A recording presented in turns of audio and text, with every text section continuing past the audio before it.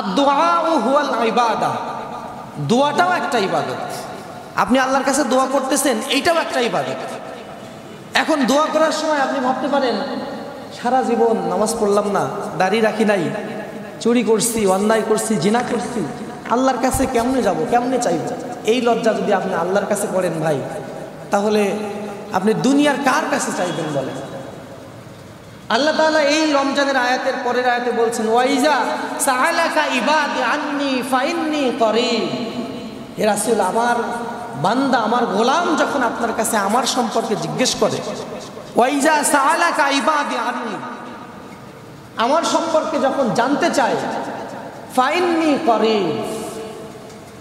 এখন এমন একটা ব্যাখ্যা এই আয়াতের, আপনারা হয়রান হয়ে যাবেন। একজন চোর, একজন ডাকাত, একজন জিনাখোর, একজন মদখোর, একজন জুয়ারি, সারা জীবন অন্যায় করছে, আল্লাহর কাছে এসে বলতেছে, আল্লাহ আমাকে মাফ করে দাও। রাসূলের কাছে গিয়ে বলতেছে, ওই সময়ের কথা আমি বলছি, যে রাসূল সাল্লাল্লাহু আলাইহি ওয়াসাল্লাম, আল্লাহকে আমি কোথায় পাবো? তখন আল্লাহ দেখেন কিভাবে বললেন, ওয়াইজা সাআলাকা ইবাদি আন্নী, এই পর্যন্ত আল্লাহ বললেন।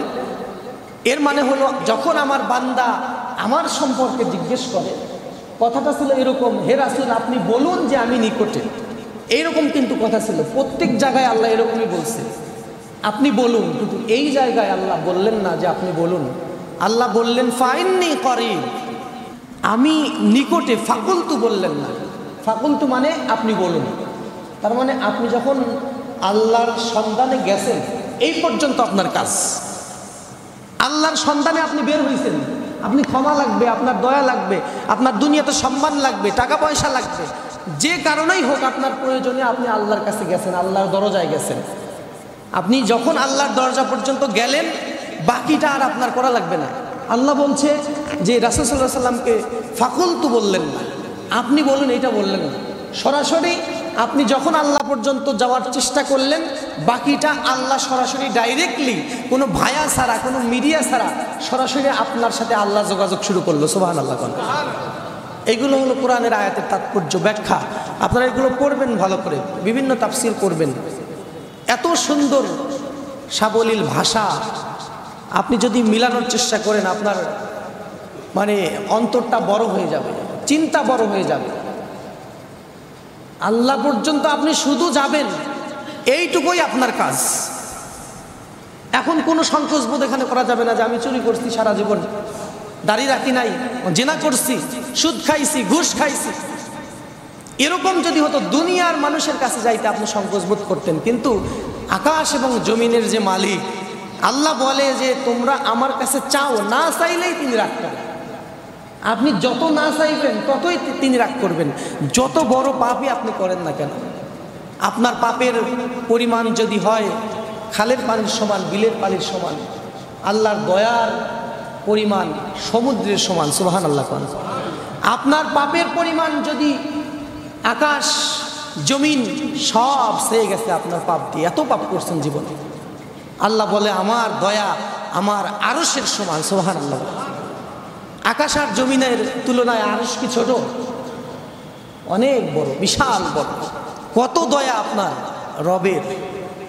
আপনি যখন কান্না করবেন দুই চোখের পানি ফেলে, দুনিয়ার কোনো মা, আপনি মায়ের কাছে একটা অপরাধ করে ফেলছেন, আপনার মায়ের 3টা 4টা সন্তান, একটা সন্তান অবাধ্য, কথাই শোনে না, মা বাবা এই সন্তানের উপর একটু মনে মনে রাগান্বিত। এই সন্তানটা মা বাবার কোনো কথাই শোনে না, যতই রাগান্বিত হোক ওই সন্তানের বিপক্ষে, 3টা সন্তানকে কাছে রাখে, ওই সন্তান দূরে থাকে। ওই সন্তান, যে সন্তান দূরে থাকে, পাপ করছে অনেক, মা বাবার অবাধ্যতা অনেক করছে, ওই সন্তান যদি মা বাবার কাছে ফিরে আসে, এসে যদি বলে মা জীবনে অনেক ভুল করছি, তোমাকে অনেক কষ্ট দিচ্ছি, আর কখনো ওইরকম ভুল করবো না, পা যদি জড়াই ধরে, মা কি ক্ষমা করে দিবে কি দিবে না? দুনিয়ার এমন নিষ্ঠুর মা নাই যে ক্ষমা করে দিবে না। আরো বেশি খুশি হবে যে আমার এই সন্তানটা একটু বিপদে ছিল, অন্য জায়গায় ছিল, এলোমেলো ঘোরাফেরা করছিল, উল্টাপাল্টা চলাফেরা করতেছিল, আমার এই সন্তানটা ফিরে আসছে।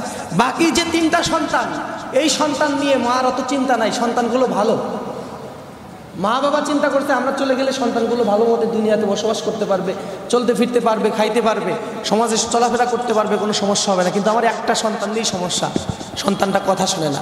ওই সন্তান যখন ফিরে আসবে তখন মা বাবার কলিজায় আলাদা প্রশান্তি কাজ করবে এবং তাকে অবশ্যই ক্ষমা করে দিবে। আপনি যত বড় অন্যায় করেন না কেন, যত পাপ আপনি জীবনে করেন না কেন, একবার যদি আপনি আল্লাহর কাছে এসে আপনার মন থেকে, একদম অন্তরের অন্তঃস্থল থেকে, হৃদয়ের গভীর থেকে শুধুমাত্র আপনি জানবেন আর আপনার রব জানবে যে আপনার আন্তরিকতার লেভেলটা কত। আমি আর আপনি সামনাসামনি বসে আছি, আপনার মনের মধ্যে কি হচ্ছে এইটা একমাত্র আপনি জানেন আর আপনার রব জানেন। এইরকম আপনার রবের দিকে মোতাওয়াজ্জাহ হয়ে আপনি যদি ক্ষমা চাইতে পারেন ভাই, ওই মা যেরকম অবাধ্য সন্তানকে মাফ করে দেয়, আমার আল্লাহ বলছে আপনি চাওয়ার আগেই আপনার সব গুনাহ আল্লাহ মাফ করে দেবে। সুবহানাল্লাহ। শুধু একগ্রতা আর আন্তরিকতার প্রয়োজন। এইটা নিয়ে যখন আপনি আল্লাহর কাছে যাবেন, ওয়াইজা সাআলাকা ইবাদি আন্নী ফাইন্নী করিব, যখন জিজ্ঞেস করবে আল্লাহ বলছে আমি নিকটে, খুবই নিকটে। এবং সবচাইতে বেশি নিকটে হয় কখন? যখন কোনো মানুষ সিজদায় থাকে। আপনারা রাত্রে সময়টা যখন কাটতে চায় না, সেহরি করার আগে অথবা পরে, এখন তো সুযোগ আছে, উঠতেই হয়। 2 রাকাত, 4 রাকাত, 6 রাকাত, 8 রাকাত, যে যতটুকু পারেন রাতের নামাজ পড়বেন, তাহাজ্জুদ পড়বেন, নফল নামাজ পড়বেন। পড়ে কেউ যখন না থাকে তখন সিজদায় গিয়ে আপনার মনের দুঃখ দুর্দশাগুলো খুলে ফেলবেন। এই সংকোচ আপনি করবেন না যে আমি এত অন্যায় করেছি। এই সংকোচ তো করবেন দুনিয়ার মানুষের কাছে, আল্লাহর কাছে কিসের সংকোচ? যত চাইবেন আল্লাহ তত খুশি। সুবহানাল্লাহ বলবেন। যত না চাইবেন তত আল্লাহ রাগ করবে। দুনিয়ায় এমন কে আছে যে শুধু দিতেই চায়, দিতেই চায়? এমন কেউ দুনিয়াতে আছে ভাই? দিতে দিতে বিরক্ত হয়ে যায় মানুষ, যত ধনী লোকই হোক না কেন।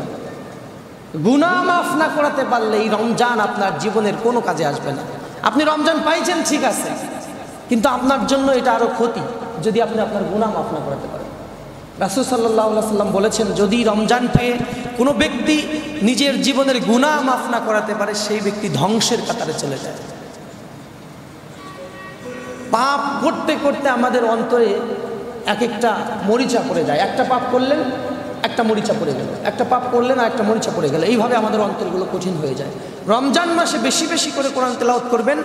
কোরআনটা হলো এমন একটা জিনিস, আল্লাহ তাআলা কোরআনের ক্ষেত্রে শব্দটা চয়ন করেছে, কোরআনে আনজালা নাজিল করেছেন। বৃষ্টির ক্ষেত্রেও চয়ন করেছে আনজালা। বৃষ্টি নাজিল হয় এটাকে আনজালা বলেছে কোরআনে। আনজালা কোরআনের ক্ষেত্রেও বলা হয়েছে। এর একটা যোগসূত্র আছে, সেটা হলো বৃষ্টি দেখবেন মরুভূমির বুকে বৃষ্টি পড়লে ফেটে গেছে জমিন, চৌচির হয়ে গেছে। ওই জায়গায় বৃষ্টি পড়লে জমিনটা আবার সবুজ শ্যামল ঘাসপালায় ছেয়ে যায়, প্রাণ ফিরে পায় জমিন। কোরআনও আনসালা এই জন্য বলা হয়েছে, এই কোরআনটা এরকম একটা ঔষধ, একটা মেডিসিন। আপনি যখন কোরআন অধ্যয়ন করবেন, আপনার পাপে কালিমায় আপনার অন্তর জরাজীর্ণ হয়ে গেছে, রুক্ষ হয়ে গেছে, কঠিন হয়ে গেছে। যখন বেশি বেশি কোরআন তেলাওয়াত করবেন, ওই যে সবুজ শ্যামল ঘাস যেমন লতাপাতা হয়ে জমিনটাকে আল্লাহ তাআলা সজীব করে দেয় বৃষ্টির দিয়ে, এরকম কোরআন দিয়ে আপনার অন্তরটাকে কোমল এবং সুন্দর করে দিবেন। আপনার জীবনটা আবার নতুন করে আপনি সাজাতে পারবেন। সুবহানাল্লাহ। এই জন্য আপনার সময়টা যখন না কাটবে তখনই কোরআন পড়বেন। আমি গত জুমায় এটা বলেছি, আপনারা একটা টার্গেট করে নেবেন যে আমি অমুক সূরা মুখস্থ করব, এই সূরা মুখস্থ করব, ওই সূরা মুখস্থ করব, এরকম একটা টার্গেট মনে মনে করে নেবেন। অথবা 1 নম্বর পারা পড়ব, 30 নম্বর পারা পড়ব, 29 নম্বর পারা পড়ব, এরকম আপনাদের যেটা ভালো লাগে কোরআন থেকে আপনারা একটা টার্গেট করে নিয়ে কোরআন অধ্যয়ন করা শুরু করে দেবেন। 1 নম্বর কোরআন অধ্যয়ন, 2 নম্বর দোয়া। আর হেফাজত করতে হবে কি? প্রথমে কি বলেছিলাম? জিহ্বা, আর একটা কি? চোখ। এই 2টা হেফাজত করে আপনি রোজা রাখবেন। আর সময়টা কাটাবেন হলো এইভাবে, কোরআন তেলাওয়াত করে আর দোয়া করে। বিশেষ করে দোয়া করার জন্য কোনো ভুল করবেন না। আমরা দেখেন এই যে বিশেষ করে রমজান মাসে এমন একটা অবস্থা হয়, ইফতারের পর মাগরিবের সময় সারাদিন না খেয়ে আসে, ইফতারের পর নামাজ পড়ারই মনে করেন যে এনার্জি থাকে না। অনেকে নামাজ না পড়লে মনে হয় ভালো হতো, দৌড়াদৌড়ি করে। আমি তো বুঝি, নামাজ পড়ে চলে যায়, দোয়া করার সুযোগ থাকে না। তারাবি পড়ছে 20 রাকাত, ক্লান্ত। হুজুর বড় মোনাজাত বললে সেখানেও বেজার আছে না নাই? আপনাদের এখানে আছে কিনা জানি না, আছে, অন্য অন্য জায়গায় আছে। যাই হোক, এই যে পাবলিকলি আমরা সবাই মিলে মোনাজাত করতে পারি না, আপনারা কি করবেন, রাত্রে যে সময় আপনার শরীরে ভালো লাগে, শরীরের মধ্যে ওই সময়ে দীর্ঘ সময় ধরে আপনারা দোয়া করবেন। দোয়া করতেই হবে আপনার। অনেকে দোয়া করা পছন্দ করে না, এরা হলো হতভাগা। আল্লাহর কাছে দোয়া করা যার ভালো লাগে না, এর চাইতে হতভাগা আর হতে পারে না। কিন্তু একটা হাদিসে আছে, যদি আপনি কোরআন পড়তে, ইবাদত বন্দিগি করতে করতে দোয়ার সুযোগ যদি আপনি না পান, তাহলে ইবাদতের ক্ষেত্রে ব্যস্ততার জন্য যদি আপনি দোয়া না করতে পারেন, সুযোগ যদি না পান, আপনার যা যা প্রয়োজন আল্লাহ দোয়া না করতেই আপনাকে তাই তাই দিয়ে দিবে। সুবহানাল্লাহ। এই জন্য ইবাদত বন্দিগির মধ্যে থাকবেন, আর সুযোগ পাইলেই দোয়া করবেন আল্লাহর কাছে। আমার আজকের আলোচনার কেন্দ্রবিন্দু একটাই, আমরা কখনো সংকোচ বোধ করব না যে আমি এই অন্যায় করেছি, সেই অন্যায় করেছি। রাসূল সাল্লাল্লাহু আলাইহি সাল্লাম বলেছেন, কুল্লুকুম খাত্তাউন, সবাই তোমরা পাপী, ওয়া খায়রুল খাত্তাইন আত-তাওয়াবিন, পাপীদের মধ্যে থেকে আবার সেরা তারাই যারা পাপ করে আবার আল্লাহর কাছে ক্ষমা চায়। সুবহানাল্লাহ বলেন। সবাই পাপী, আপনি কাউকে পিশাব মনে করেন না। আমি, আপনি, আমরা যারা আছি সবাই পাপী। কেউ বলতে পারবেন যে আমরা পাপ করি নাই জীবনে? বলতে পারবেন কেউ? এটাই বললেন, কুল্লুকুম খাত্তাউন, সবাই তোমরা পাপী।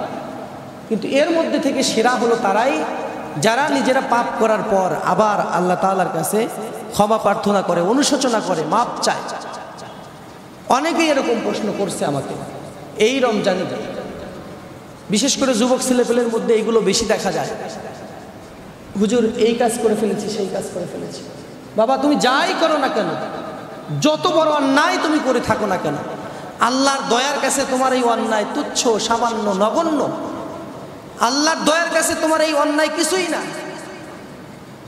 এর চাইতে অনেক বড় বড় পাপী, আপনারা হাদিস পড়েছেন, 100টা খুনও করেছে, এরকম একটা হাদিস বানী ইসরায়েলের একজন লোক খুন করেছিল 100টা। আপনারা শুনছেন তো নাকি? আমি এগুলো বলবো না, আপনাদের সময় নষ্ট করবো না, মূল্যবান সময়। 100টা খুনের চাইতে কি আপনি বেশি অপরাধ করে ফেলছেন? করেন নাই।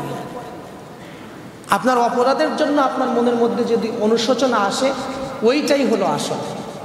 অনুশোচনা যদি অন্তর থেকে চলে আসে, তাহলে আল্লাহ আপনাকে মাফ করবে, এটা আল্লাহর ওয়াদা। সুতরাং আমরা বেশি বেশি করে আল্লাহ তাআলার কাছে ক্ষমা চাবো।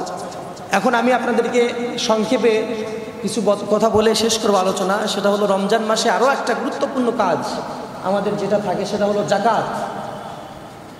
জাকাত এবং ফিতরা, এই দুইটা আপনারা দিয়ে দিবেন সময় মতো।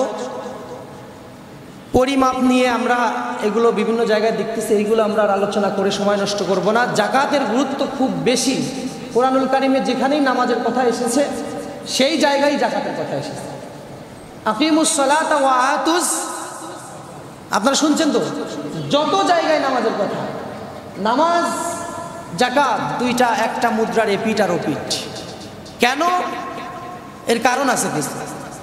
পেটে যদি ভাত না থাকে, ইবাদত বন্দেগী ভালো লাগবে? জাকাত ব্যবস্থা যদি কোনো সমাজে চালু হয় ভালোভাবে, সম্পূর্ণ ভালোভাবে যদি কোনো সমাজে জাকাতের সিস্টেম চালু হয়, ওই সমাজে কেউ অভুক্ত থাকবে না, কেউ ক্ষুধার্ত থাকবে না, সবাই শান্তিতে আল্লাহর ইবাদত করতে পারে। একজন গরিব মানুষ নামাজে দাঁড়াইছে, হুজুর 20 রাকাত না তারাবি না পড়ে থাকবে না। ওই লোকটা চিন্তা করতেছে, রিক্সা চালক, সন্তানের খাবার নাই, ঔষধ নাই বাড়িতে, 20 রাকাত তারাবি আমার জন্য চলবে না। তারাবি পড়বে আর চিন্তা করবে বাড়িতে কি নিয়ে যাব। এই জন্য অভাব যখন থাকবে, ইবাদত বন্দিগিতে মন আসবে না। এই জন্য অভাবমুক্ত সমাজ গড়তে হলে সবচেয়ে বেশি যে প্রয়োজন, সেটা একটা সুষ্ঠু একটা জাকাত নীতি। এই জাকাতের ব্যবস্থা আমাদের সমাজে ভালোভাবে চালু নাই। আল্লাহ তাআলা কোরআনে অনেক জায়গায় বলেছে যে আমার মুমিন বান্দারা যখন ক্ষমতায় যাবে, তাদের কাজ হবে 4টা। আল্লাযীনা ইম্মাক্কান্নাহুম ফিল আরদি আকামুস সালাতা ওয়া আতাউজ যাকাত ওয়া আমারু বিল মারুফ ওয়া নাহাউ আনিল মুনকার। আমার কোনো মুমিন বান্দা যদি কোনো দেশের, কোনো ভূখণ্ডের, কোনো রাজ্যের ক্ষমতায় যায়, শাসন কার্যের সুযোগ পায়, তারা 4টা কাজ করবে। 1 নাম্বার নামাজ প্রতিষ্ঠা করবে, 2 নাম্বার পরেরটা জাকাত প্রতিষ্ঠা করবে, এরপর অন্যায় কাজের বাধা দিবে আর সৎ কাজের জন্য আদেশ দিবে। এই চারটা হলো মুমিন ব্যক্তিদের কাজ। এর মানে এই নীতিটা হলো আল্লাহর নীতি। কার নীতি? আল্লাহর নীতি। এইটা নামাজের পরেই সমাজে জাকাতের ব্যবস্থা চালু থাকতে হবে।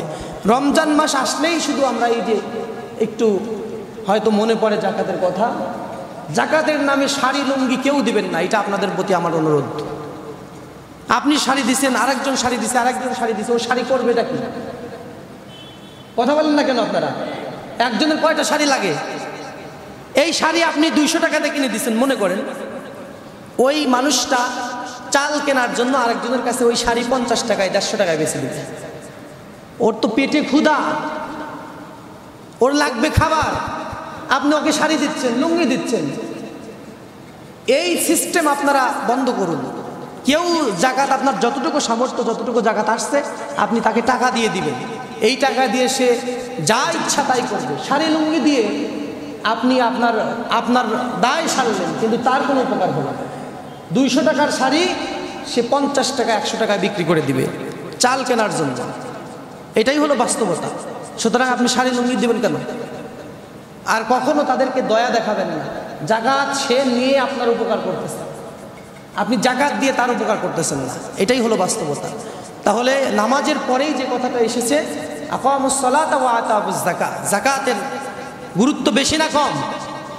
জাকাত আদায় করবেন, পঙ্খানুপঙ্খানুভাবে সবাই জাকাত দিয়ে দিবেন। সমাজের জাকাত ব্যবস্থা যদি ঠিক হয়ে যায়, অভাব অনাটন যদি দূর হয়ে যায়, মানুষ ইবাদত বন্দিগিতে শান্তি পাবে। আপনাদের সমাজে ইমাম সাহেবদের, আমার কথা বলতেছি না, কিন্তু আমার কথা আমি আগেই বললাম, আল্লাহ মোটামুটি সামর্থ্য দিছে, আমার কোনো অভাব নাই।